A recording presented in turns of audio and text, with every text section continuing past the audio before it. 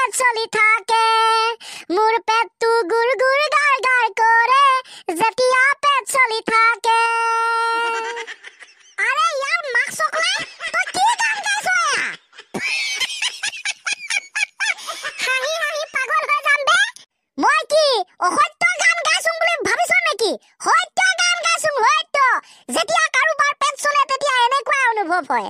সাব্বাস বেটা সাব্বাস তই তো পুৰা কামাল কৰি দিলি হয় স্যাৰ ই তো পুৰা কামাল কৰি দিছে ধন্যবাদ স্যাৰ ধন্যবাদ নিজৰ অভিজ্ঞতাৰ পৰা গান গাইছো হ'ব দে তামান ফালিলি ও স্যাৰ আজি ক্লাসটো অকনমান স্পেশাল হ'ব আমাৰ তৰফৰ পৰা আপোনাক 10টা আজি কোটো শুনা এটা দুটা নহয় 10টা কোটো শুনাবি ওয়াও সারপ্রাইজ স্টার্ট কৰিয়া দিন পাই স্যাৰ তেনে ৰখি থাকিবলৈ সময় নাই দে ষ্টাৰ্ট কৰ প্ৰথমে উৰেকান্ত তোৰ পৰা ষ্টাৰ্ট কৰ ওকে স্যাৰ এদিনাখনৰ কথা এজন তামোল চুৰে এখন কাঁচি আৰু এটা মোনা লৈ এটা ঘৰত তামোল চুৰ কৰিবলৈ গ'ল তামোল গছৰ ওপৰত উঠি গ'ল আৰু সেইটো সময়তে গৃহস্থ আহি বাৰীত পালেহি গৃহস্থক দেখি চুৰটোৱে পটাপট তললৈ নামি আহিছে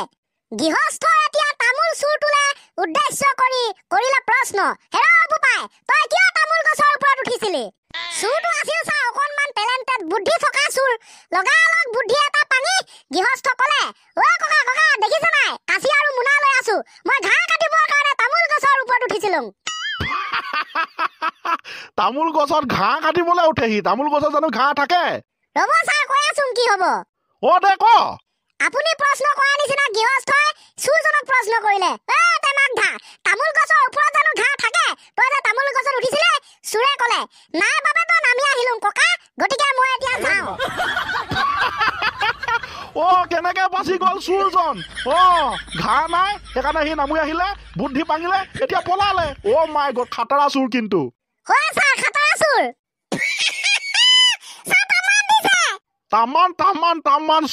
তামান সুপাৰ চেভি ওপৰ মজা হৈছে ধন্যবাদ ছাৰ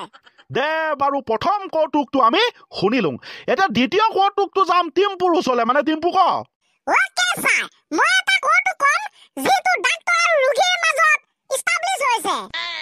মজা হ'ব দে আৰম্ভ কৰ ইয়েছ ছাৰ এদিনাখন এজন ব্যক্তি এক্সিডেণ্ট হৈ ডাক্তৰৰ ওচৰত পালেগে ডাক্তৰে ৰোগীজনক ক'লে কোৱাচোন বুপাই তুমিনো কেনেকৈ এক্সিডেণ্ট হ'লা সকলো ঘটনা মোক বিৱৰণ দি খুলি কোৱা তাৰ পাছত চাগে কেকাই গুঠাই ৰোগীজনে মানুহজনে এক্সিডেণ্ট হোৱা ব্যক্তিজনে সকলো ঘটনা বুজাই ক'লে হয় ছাৰ তাৰ পাছতে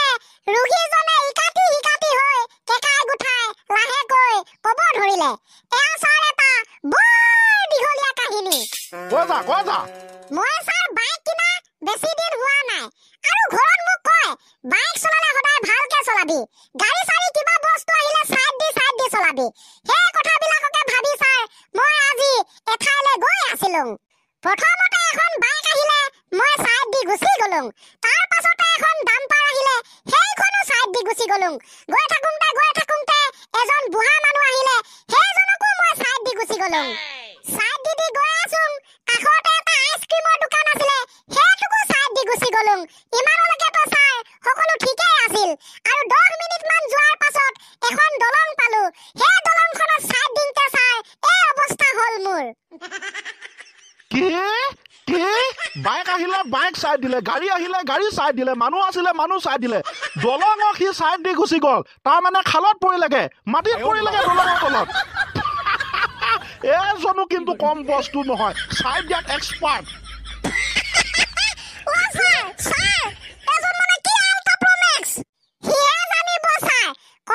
ঘটনাটো শুনাৰ পাছত ডাক্তৰজনে তাক চিকিৎসা কৰিব লাগে কিন্তু চিকিৎসা নকৰি পৰি হাঁহিলে মাক চকলাই কোনেনো নেহাঁহিব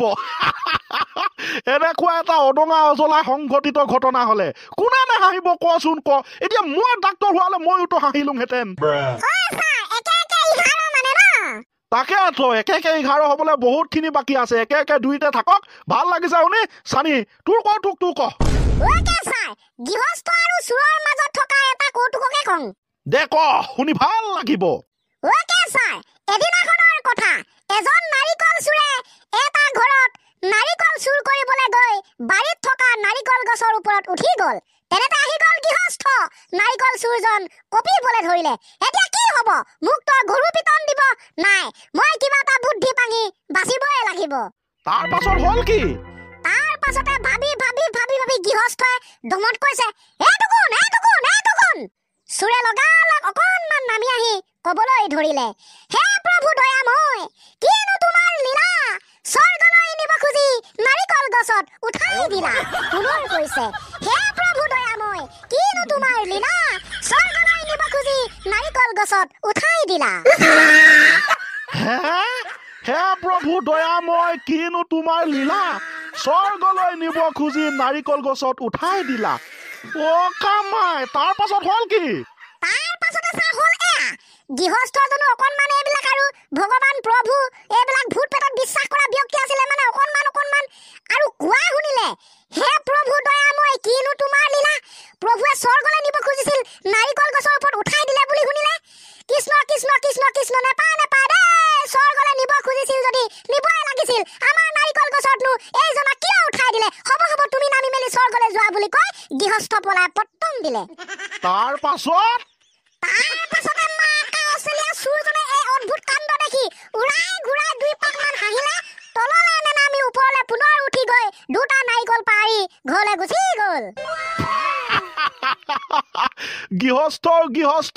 চুৰ এয়া বিশ্বাস কৰিছে। আৰু চুৰ, কি ডায়লগ মাৰিছা তুমি, কি ডায়লগ মাৰিছা! ৱাও, হে প্ৰভু দয়াময়, কিনো তোমাৰ লীলা, স্বৰ্গলৈ নিব খুজি নাৰিকল গছত উঠাই দিলা। কামাল কৰি দিলা তুমি। থেংক ইউ ছ' মাছ। মই নহয় দেই, বেলেগে ক'ব।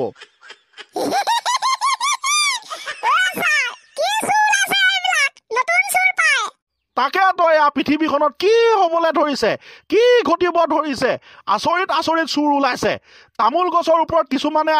কিছুমান চুৰে আকৌ ঘাঁহ কাটিবলৈহে উঠে। কিছুমান চুৰক আকৌ ভগৱান প্ৰভুৱে স্বৰ্গলৈ নিংতে নাৰিকল গছৰ ওপৰত উঠাই দিয়ে। আৰু গৃহস্থ চুৰ, কোনো কোনচা নহয়, কোৱাও কয়, মানি লয়, তাৰ পাছত ঘটে অঘটন, চুৰ হৈ যায়।